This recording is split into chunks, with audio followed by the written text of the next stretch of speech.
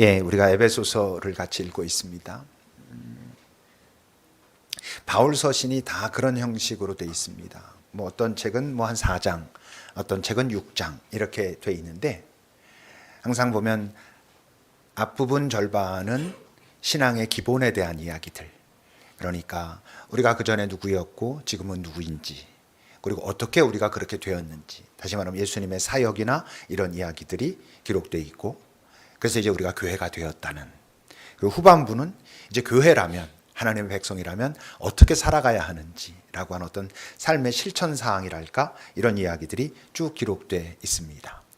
당연히 에베소서도 마찬가지입니다.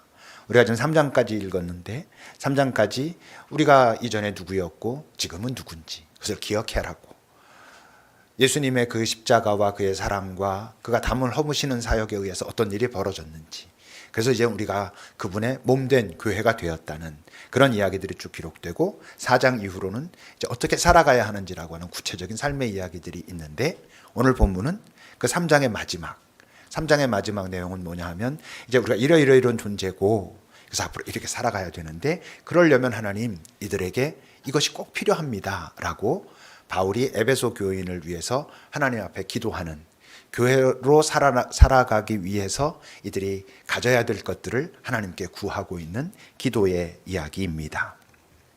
14절과 여러분 15절을 보세요. 이러므로 내가 하늘과 땅에 있는 각 족속에게 이름을 주신 하나님 앞에 무릎을 꿇고 빕니다 라고 말합니다. 기도에 있어서 가장 중요한 게 뭐라 했죠?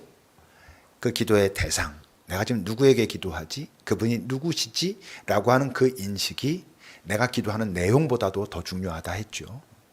예배도 마찬가지입니다. 사실 이 예배도 내가 지금 누구에게 예배하지? 그분이 도대체 누구길래 내가 그분을 예배하고 경배하는 것이지라고 하는 그 인식이, 우리가 여기서 뭐 찬송가를 부르고 이야기를 듣고 하는 것보다 훨씬 중요한 예배의 출발, 본질이라고 말할 수 있습니다. 대상에 대한 그 정확한 인식이 왜 중요하냐면, 내가 그분께 기도한다고 할 때 그분이 누구인지에 대한 인식이 분명해야 내 기도가 진정성을 갖게 되거든요.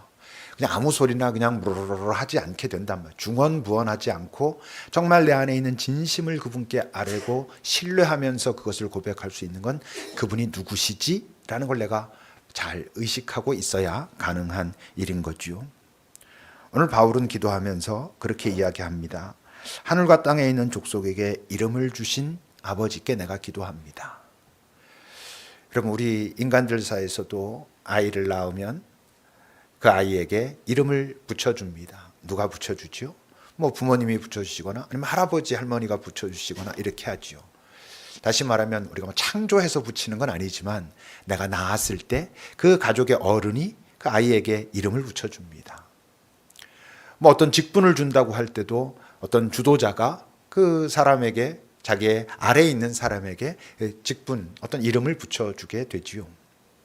그러니까 바울이 지금 하나님 아버지를 이야기하면서 땅과 하늘에 있는 모든 족속에게 이름을 주신 아버지라는 것은 뭘 말해요? 이분이 창조주이시다, 이분이 주관자이시다라고 하는 인식이 있는 것이고, 그리고 내가 무릎을 꿇고 기도합니다 라고 말하고 있다면 그것은 뭘 말하겠어요?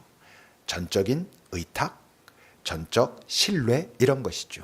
이건 그냥 뭐 기도하는 어떤 수사로서가 아니라 자기의 진심을 기록하고 있는 곳에서 내가 정말 내 존재의 무릎을 꿇고 당신 앞에 기도합니다 라는 것은 전적으로 내가 당신을 의탁하고 신뢰하고 그렇습니다 라고 말하는 것과 같습니다. 다시 말하면 그분과 관계가 형성되어 있다는 것을 말하죠.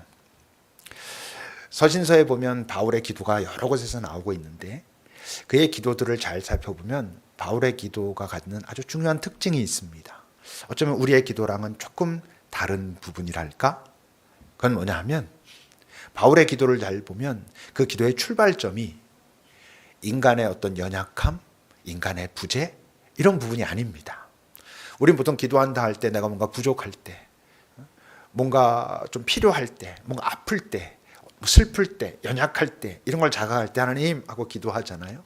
근데 바울의 기도는 인간의 어떤 연약함, 부재 이런 부분이 아니고 하나님의 풍성함, 이런 쪽과 관계가 있습니다. 20절을 여러분 보세요. 우리 가운데서 역사하시는 능력대로 우리가 구하거나 생각하는 모든 것에 넘치도록 능히 하실 하나님 앞에 기도한다. 이런 이야기를 하고 있거든요. 여러분, 우리가 구하거나 생각하는 것에 넘치게 하실 분께 기도한다는 것은 무슨 소리예요? 내가 어떤 상황이나 무언가를 볼 때 하는 판단, 그 판단을 보고 내가 생각하는 해법, 이것을 넘어서는 분이란 뜻이잖아요. 우리가 구하거나 생각하는 것보다 넘칠 하나님께 내가 지금 기도한다는 얘기는 내가 어떤 상황을 판단하고 거기에 대한 해답은 뭐라고 생각하고 하나님 이렇게 해주세요 라고 하는 것보다 넘치실 하나님이란 뜻이잖아요. 여러분, 그럴 때만 뭐가 가능하냐면 소위 전적 의탁이 가능한 것입니다. 내가 어떤 것을 놓고 하나님 이게 이렇습니다. 그래서 이건 이렇게 해결돼야 됩니다. 하나님 도와주십시오 라고 기도하고 있어요. 그럼 우리가 생각할 때 그 기도의 응답은 뭐예요? 그렇게 되는 것이잖아요. 근데 바울 같은 사람은 내가 생각하고 내가 구하는 것에 넘치도록 하실 분이라고 하는 인식을 가지고 있다면 내가 어떤 것을 놓고 기도하고 이것이 이렇게 되었으면 좋겠습니다라고 기도한다 할지라도 다른 방식으로 그것이 풀려갈지라도 이 사람은 신뢰할 수 있는 거예요. 왜? 이 하나님은 내가 생각하고 구하는 것보다 넘치도록 행하시는 분이라는 걸 내가 인정하고 있으니까. 여러분, 이럴 때 내가 하나님을 내 지금 벌어지는 상황과 관계없이 신뢰하고 의지하고 따라갈 수 있는 것이죠. 그러면서 이제 그의 마지막 간구이자 찬양이 21절에 있습니다. 교회 안에서 그리고 그리스도 예수 안에서 영광이 대대로 무궁하기를 바랍니다 라고 기도하고 있어요. 근데 사실 그리스도 예수 안에서 하나님의 영광은 이미 드러났죠. 그리스도의 십자가를 통해서 그의 부활을 통해서 이미 예수 안에서 하나님의 영광은 드러났습니다. 그러니까 이 기도는 어떻게 이해할 수 있냐면 이미 당신의 아들 예수 그리스도 안에서 당신의 영광이 드러난 것처럼 이젠 당신의 백성 삼으신 이 교회 안에서도 개인으로서의 교회, 공동체로서의 교회 안에서도 당신의 영광이 나타나게 하옵소서라고 하는 기도와 같습니다. 여러분, 나 개인 안에서 이 공동체 안에서 하나님의 영광이 드러난다는 건 구체적으로 뭘 말할까요? 우리가 지금까지 에베소서를 읽으면서 했던 이야기로 말한다면 그 역설의 지혜가 드러나는 삶을 말합니다. 죽은 것 같지만 그 안에 생명이 있었고, 조롱당하는 것 같지만 그 안에 영광이 있고, 패배하는 것 같지만 결국 이겨내고, 아무것도 없는 것 같으나 모든 걸 가진 자로 드러나는 그런 삶.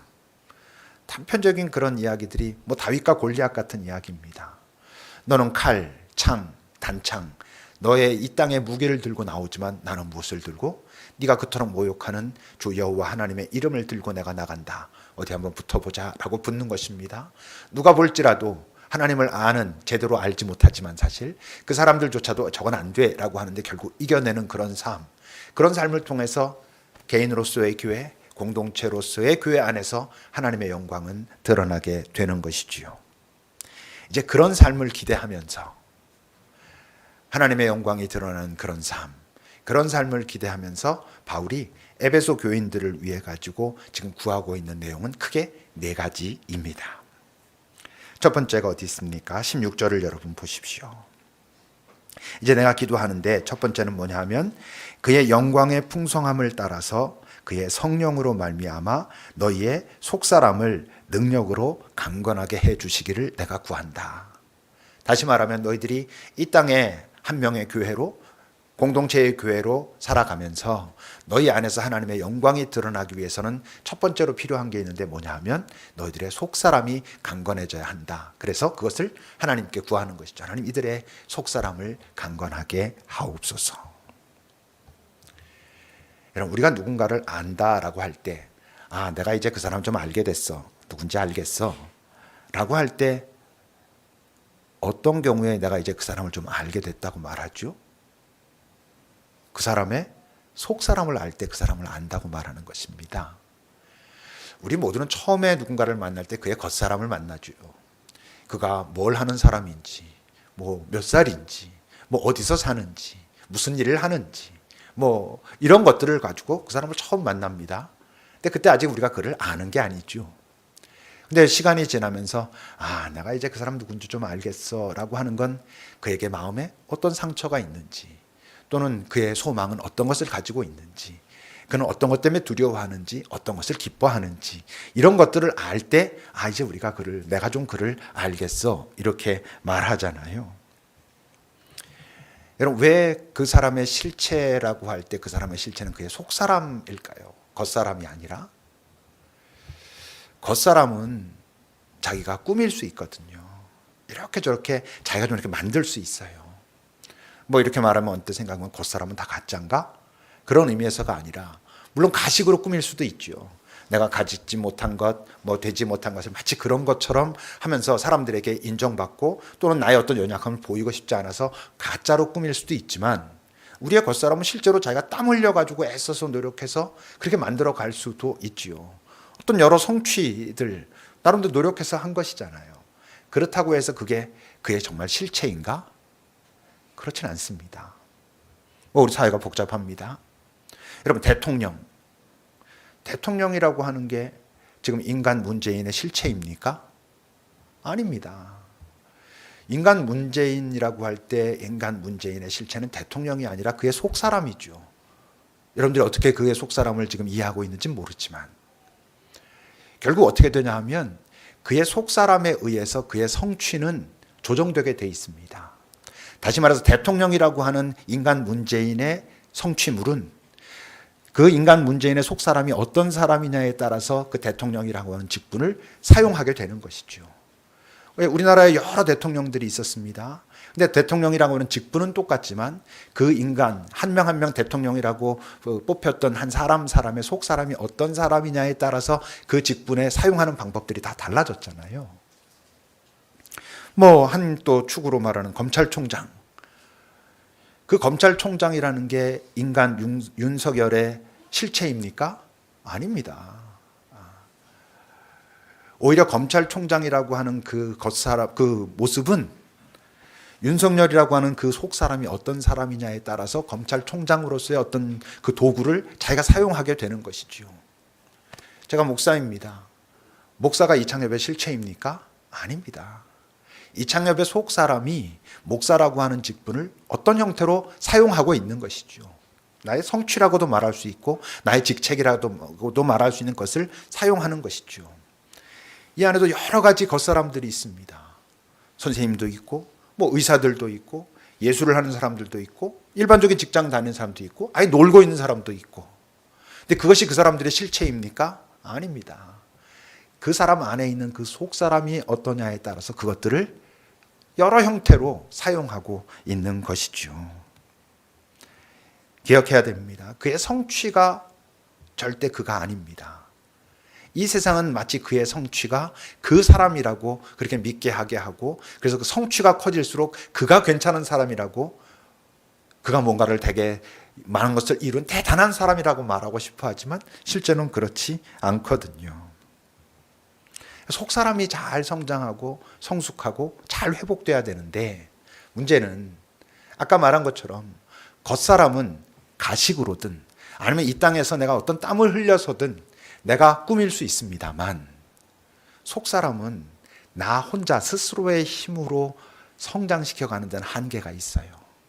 그걸 내가 다 제대로 볼 수도 없고 그것을 내가 혼자 막 성장시켜 갈 수도 없어요.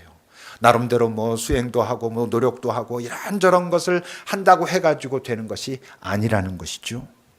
그래서 오늘 성경 그 16절에서 뭐라고 말했죠? 영광의 풍성함을 따라서 그의 성령으로 말미암아 속사람을 강건하게 하옵소서라고 말합니다. 뭘 말해요? 자기 힘으로만 되는 게 아니라는 거예요.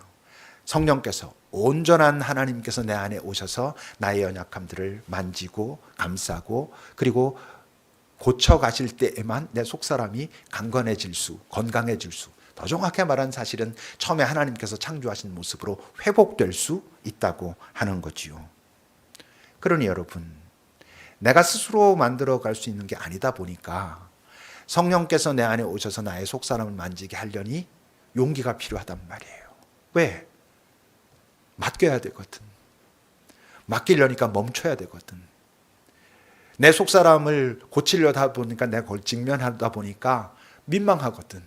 지금까지 아닌 척하면 내 겉사람으로 그렇게 나름 커버해 왔는데 그것들을 보니까 내 안에 그 여러 상처, 어두움, 가짜, 그 많은 것들이 엉켜진 어떤 것들을 볼 수밖에 없으니까 그게 쉽지 않잖아요. 그래서 여러분, 우리의 속 사람이 이렇게 저렇게 상처가 나 있고 연약하고 때론 뭐 악한 부분도 있고 뭐 여전히 분노하고 그런 건 별로 문제가 아니에요. 왜? 우리가 모두 다 그래. 정도의 차이만 있을 뿐이, 그 정도의 차이도 실제로 하나님께서 보실 땐 거의 뭐 별 차이도 없는 그런 정도의 차이만 있을 뿐이지, 우리 모두는 우리의 속 사람이 이런저런 상처와 상처기와 또는 뭐 아픔과 나쁨과 이런 것들로 막 얽혀 있어요. 정말 문제는 속 사람이 좀 아프다는 것, 조금 병들었다는 것, 그게 문제가 아니고 그걸 인정하지 않는 게 문제인 거예요. 인정하지 않으니까 직면하지 않잖아요. 내 속 사람에 그런 것이 있다고, 내가 겉으로 하고 있는 많은 것이 남들이 볼 땐 이 겉모습을 일단 보고 나한테 괜찮아 안 괜찮아 막 이렇게 말하지만, 실제로 나의 실체는 내 속 사람이라는 것을 인정하고 직면하고 하나님 도우소서 할 때만 이게 가능한데, 그걸 하지 않으면, 내 속 사람을 인정하지 않으려고 하면, 내 속 사람을 인정하지 않으니까 직면하지 않으면 그 사람은 어떻게 되냐면 자기 겉사람이 자기라고 착각하는 거예요. 자기 겉사람이 자기라고 착각하게 되니까 거기에 더 집중해. 그러니까 자기 속사람을 살필 생각을 전혀 하지 않고 내 겉사람을 뭔가 더 열심히, 꼭 거짓을 해서가 아니라 더 열심히 뭔가 이렇게 채우는 거에 하다 보니까 결국 뭐야? 그 사람은 계속 망가지고 있어요. 왜? 실체는 속사람이거든. 그 속사람을 살피지 않으니까 속사람은 계속 망가지고, 그렇지만 바로 그렇기 때문에 겉사람에게 더 집중하고 애쓰고, 그러니까 겉으로 뭔가 괜찮은 것 같은데 저 속은 점점 망가져가고 어느 순간 확 무너지는 순간이 오게 되죠. 그러니까 바울 사도가 지금 우리 에베소 교인들이 이 땅에서 하나님의 백성으로, 한 명의 교회로, 공동체의 교회로 살아가기 위해서 하나님 무엇보다 속사람이 강건해져야 됩니다. 겉사람이 아니라 속사람이 강건해져야 이들이 그렇게 살아갈 수 있습니다라고 기도하는 거예요. 왜 그게 첫 번째 기도겠어요? 자기가 알거든.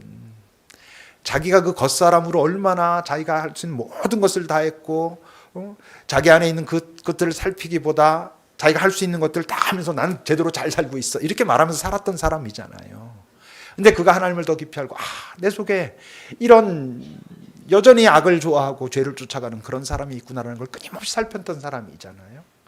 그러니까 이 땅에서 예수 믿는 자로 하나님의 백성으로 살기 위해서 이 속사람이 강건해져야 됩니다라고 바울은 첫 번째 기도를 하고 있지요. 두 번째 간구하는 것은 무엇입니까? 17절을 보면, 그리고 이들이 믿음으로 말미암아 그리스도께서 너희의 마음에 계시게 하여 주십시오. 에베소 교인들의 마음속에 주님께서 계시기를 바랍니다, 이렇게 말해요. 또 어떤 생각해 보면 계시잖아요. 예수를 믿으면 주님께서 우리 안에 거하신다라는 건 팩트잖아요. 근데도 왜 그리스도께서 이들의 마음에 계셔 주시기를 바랍니다, 계시기를 바랍니다라고 기도하고 있을까요? 여러분, 믿음은 두 가지가 있어요. 첫 번째 믿음은 그냥 그야말로 기본의 믿음이죠. 내가 예수를 나의 구원자로 믿는 믿음. 그 믿음은 뭘 우리에게 이미 약속하셨냐면, 너희들이 이렇게 믿을 때 내가 너희 안에 거하겠다라고 약속하셨어요. 여기서 말하는 지금 계시다라고 하는 이 단어의 뜻은 잠시 머문다는 뜻이 아니고, 이 단어는 거기 산다 이런 뜻이에요. 계속 쭉 계시는 거예요. 근데 왜 믿음으로 말미암아 계시게 한다라고 할까? 이미 예수 믿으면 계시는데. 두 번째 믿음이 있어요. 믿는 자들의 믿음. 그건 다른 말로 하면 신뢰, 이런 것 같은 거예요. 여러분, 우리가 살다 보면 주님이 내 안에 계시지 않는 것 같은 순간들이 있잖아요. 주님이 나를 버리신 것 같고, 내 기도는 듣지도 않으시는 것 같고, 나는 외면하신 것 같은 순간들이 있죠. 많잖아요, 그거. 근데 여러분, 그런 느낌이 팩트 이상으로 중요합니다. 내가 무언가를 갖고 있는 게 사실이라 할지라도 내가 그것을 의심하고 믿지 못하는 느낌이 들기 시작하면 이게 있다는 게 별 소용이 없어요. 제가 우리 진경자매에게 어떤 상황이 생겨가지고 카톡을 보냈어. 근데 우리 진경자매가 익십을 하네. 익십 아세요? 익십. 읽고 씹는 게 익십이래요. 그러니까 진경자매가 분명히 보니까 읽었어. 근데 답이 없네. 하루, 이틀, 사흘 답이 없어. 저는 이제 초조하기 시작한 거예요. 뭐냐면 얘가 뭔가 나한테 화났나? 그때 그거 얘기한 거 그것 때문에 상처를 받았나? 그럼 나는 이제 어떻게 되냐면 하루 이틀 기다리다가 종찬한테 연락하고 아니면 가까운 사람들한테 연락해서 경진이 무슨 일 있니? 제가 막 이러는 거예요. 며칠 있다 연락이 왔어요. 목사님 죄송해요. 제가 그거 보고 갑자기 무슨 일이 생겨가지고 이래 됐어요. 아무 일도 없었어 사실은. 나랑의 관계에 아무 문제도 없었어. 그게 팩트예요. 근데 내 안의 느낌은 얘가 무슨 일이 있나? 나한테 화가 났나? 그랬어요. 그럼 난 어떻게 움직이게요? 무슨 일이 있는 것처럼 행동해요. 예수님이 우리 안에 계십니다. 근데 어떤 상황을 보니까 예수님이 내 안에 계시지 않는 것 같은 느낌이 들었어. 근데 그 느낌에 나를 방치하면 예수님이 내 안에 계시지 않는 것처럼 우린 선택하고 행동하게 돼 있어요. 사실 아니잖아요. 그러니까 예수님이 내 안에 계시지만 계시지 않는 것 같은 느낌이 들 때 꼭 필요한 게 뭐야? 믿음이야. 지금 내가 이 상황을 보면 내 안에 내 주님이 안 계시는 것 같은 느낌은 들지만 그러나 그분이 어떤 순간에도 나를 놓치지 않는다 약속하셨으므로 주님은 내 안에 계셔 라고 하는 믿음을 내가 붙들고 있어야 내가 어떻게 할 수 있어? 버틸 수 있어요. 인내할 수 있어요. 인내의 힘은 믿음에서 오는 거예요. 그래서 왜 인내가 필요해요? 그냥 인내하지 않으면 넘어가니까 인내가 필요한 거잖아요. 근데 어떻게 해야 넘어가지 않고 버틸 수 있어? 믿음이 있어야 돼요. 내 안에 내 주님이 계시다. 바울은 이런 경험을 엄청 많이 하며 다녔잖아요. 그 선한 일을 감당하기 위해서 그 얼마나 많은 고난을 당하면서 다녔습니까? 그럴 때마다 그 고난 속에서도 그 고난은 다른 말로 하면 예수님이 계시다면 왜 이런 일이 벌어져? 라고 말할 만한 상황들인 것이죠. 근데 그런 상황 속에서도 그가 버틸 수 있었던 힘이 뭐예요? 너희 눈에 보이지 않아도 내 주님은 여전히 나와 함께 계셔라고 하는 믿음이죠. 그 믿음이 그로 하여금 버티게 하고 인내하게 하고 그 버팀과 인내를 통해서 맞잖아. 주님이 나와 함께 하셨잖아. 결국 이렇게 되잖아라는 것을 경험하게 하고 그걸 경험하고 났으니까 이제 어떻게 말할 수 있어요? 너희들의 삶에 예수님이 안 계신 것 같은 그런 느낌들이 들지라도 예수님은 너희들과 함께 계시다라고 하는 믿음을 놓치지 아니하므로 주님께서 너희 안에 계시다고 하는 그 사실을 의심하지 마. 계셔. 그걸 확인하며 살아야 돼 라고 말하고 있는 것이죠. 그러면서 세 번째로 말하는 게 있습니다. 17절 그 뒷부분서부터 보면 그리고 또 너희가 사랑 가운데서 뿌리가 박히고 터가 굳어져서 능히 모든 성도와 함께 지식에 넘치는 그리스도의 사랑을 알기를 바란다. 너희들이 이 땅에서 한 명의 교회로 공동체의 교회로 그렇게 살아가기 위해서는 그 사랑을 알아야 된다라고 말해요. 근데 어떤 사랑? 지식에 넘치는 사랑. 여러분, 지식에 넘치는 사랑이라는 게 무슨 뜻이에요? 경험해보지 않으면 모를 사랑이란 뜻이잖아요. 생각해보고 많은 사람들이 말하는 그 사랑이 아니라는 거잖아요. 다시 말하면 이 세상에는 없는 사랑이라는 거잖아요. 내가 그분을 만나기 전에 했던 이런저런 사랑으로는 알 수 없는 사랑이니까 내가 알고 있는 지식, 경험을 넘치는 사랑이라는 거잖아요. 그러니까 이 사랑은 언제만 알 수 있어? 지식에 넘치는 사랑은 내가 경험해 봐야 알아요. 그분과의 관계가 형성되고 그분의 사랑을 내가 직접 맛봐야 아는 사랑이에요. 아, 그렇구나. 근데 우리 대부분은요, 주님의 사랑을 내가 이 땅 살아오면서 갖게 된 그 지식의 수준에서의 사랑이라고 생각해요. 그러니까 어떠냐면 내가 지금까지 받았던 사랑, 바로 받았고 내가 경험했고 알기 때문에 요구하는 사랑이 없으면 그분이 나를 사랑하시지 않는다고 생각해요. 그러니까 갈등하는 거예요. 그분의 사랑을 진짜로 확 맛보면 아, 이게 내가 지금까지 알고 있던 사랑이 아니구나. 내가 원했던 방식의 사랑도 아니구나. 그런데 이 사랑은 내가 알고 있던, 그리고 이 세상이 말하는 사랑과는 비교할 수 없는 그런 사랑이구나라는 것을 알게 되는 거예요. 경험해 봐야 알아요. 경험해 봐야 할 수 있잖아요.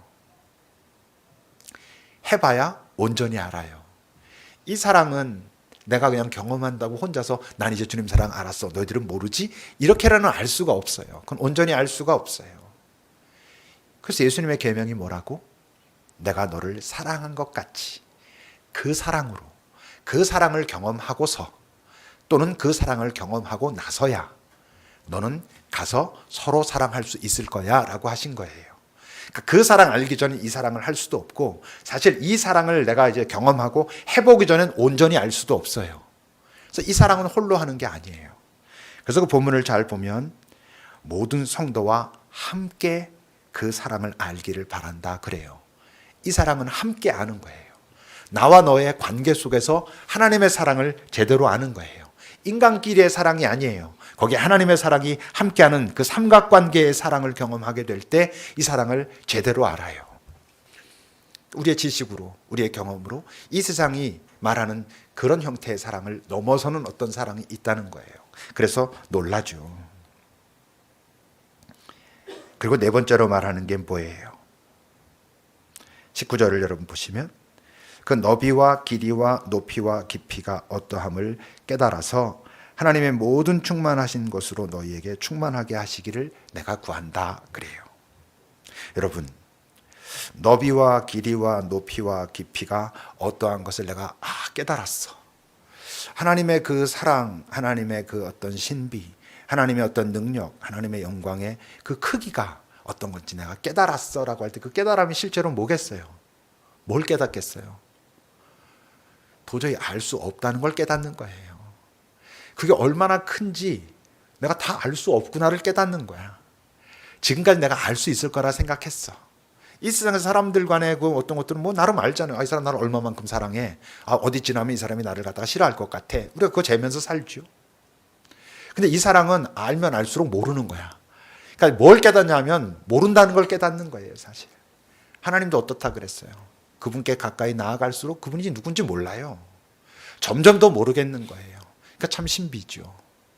근데 여러분 생각해 보세요. 이분의 사랑은, 이분의 능력은, 이분의 계획은 내가 다 깨달아 알 수 있는 게 아니구나라는 걸 깨달았어. 그러면 여러분 그와 함께 걷는 길이 어떨 것 같아요? 그와 함께 동행하는 길은 날마다 새로워. 왜? 내가 지금까지 경험한 것보다 더 큰 어떤 것을 그분이 계획하고 계실 거라는 걸 알아. 나는 뭔지 몰라 그게.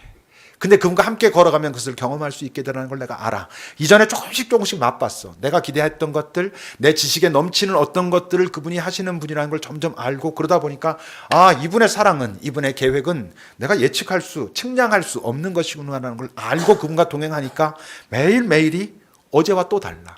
또 새로워. 설레.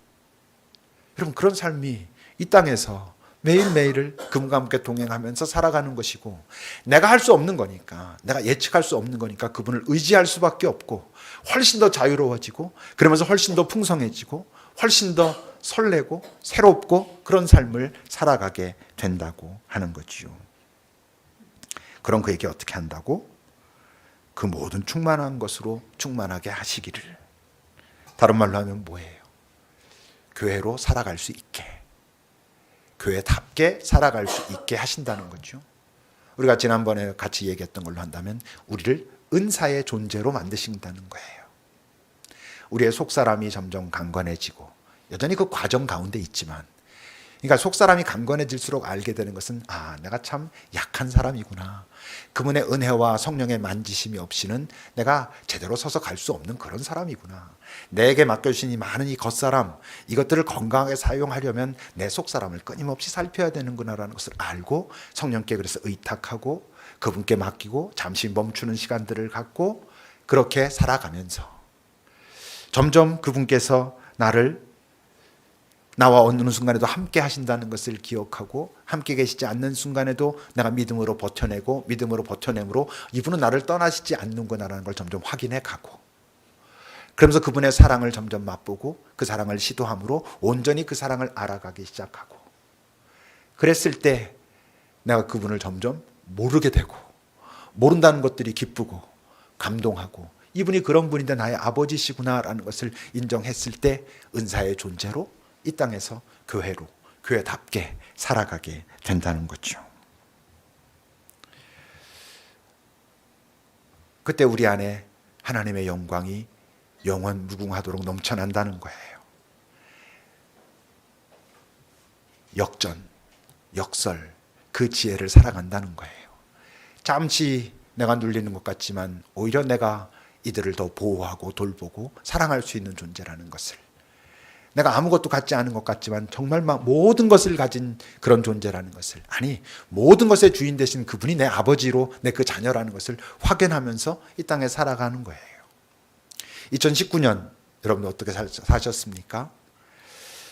이런저런 후회가 있지요. 아쉬움도 있지요. 그러나 그냥 우리에게 또 지나온 한 해입니다. 그것이 별거 아니어서가 아니라 이제 아직 우리에게 남아있는 시간이 있으니까, 우리에게 허락하시는 새로운 시간이 있으니까. 그러니까 2019년이 좀 아쉽더라도, 좀 죄송하더라도 우리가 여기서 영 실망하지는 않아도 되는 것은 이것들을 잘 살펴보기만 하면 우리가 또 살아갈, 우리에게 주님께서 새롭게 허락하시는 2020년을 살아갈 소중한 에너지로 변할 수 있다고요. 에베소 교인들을 위해서 하고 있는 이 바울의 기도가 에베소 교인들에게만 필요한 기도입니까? 아니잖아요. 우리를 위해서도 꼭 필요한 기도잖아요.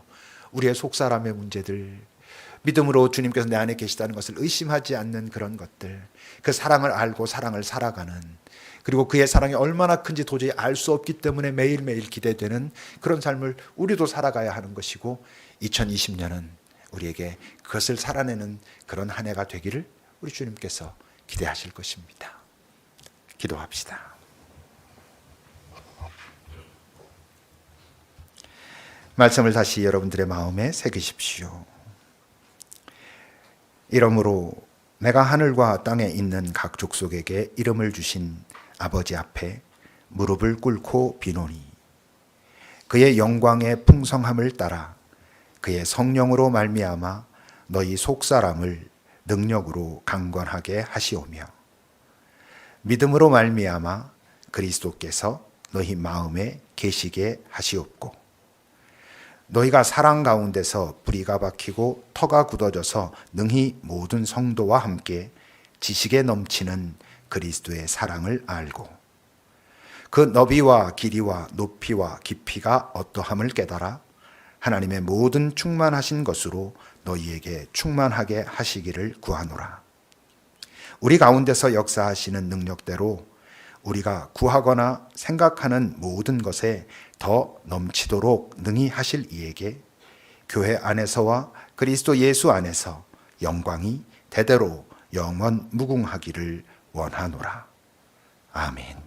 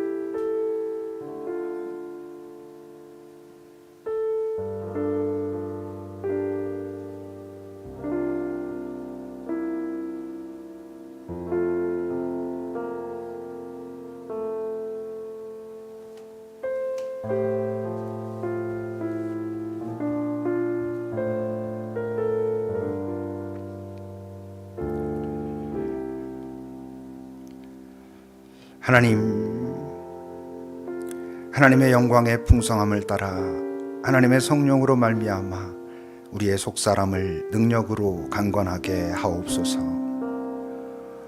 우리가 믿음으로 말미암아 그리스도께서 우리 마음에 계신 것을 의심하지 않고 살 수 있는 지혜를 주소서.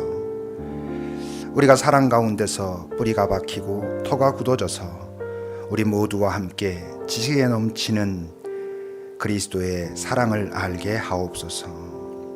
우리로 하여금 그 너비와 길이와 높이와 깊이가 어떠한 것인가를 도저히 알 수 없구나 라고 하는 것을 깨달아 하나님의 모든 충만하신 것으로 우리에게 충만하게 하셔서 우리가 이 땅을 한 명의 교회로, 공동체의 교회로 살아갈 수 있는 그 은총을 허락하여 주옵소서. 예수님의 이름으로 기도합니다. 아멘.